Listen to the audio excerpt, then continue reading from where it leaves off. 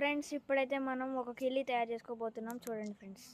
friends ఇప్పుడైతే మనం చింతకాయలు కోసుకోబోతున్నాం చూడండి ఫ్రెండ్స్ ఇప్పుడైతే చింతకాయలు కొట్టడం కాదు రాళ్ళతో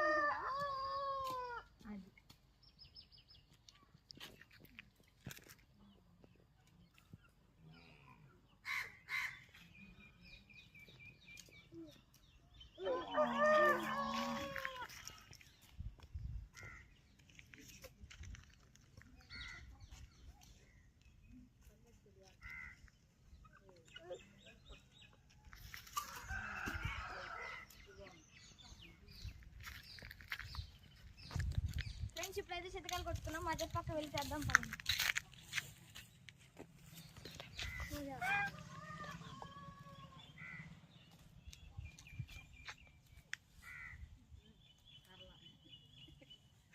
ఫ్రెండ్స్ చింతకాయలు అయితే ఏరేసాం నెక్స్ట్ పార్ట్ వస్తుంది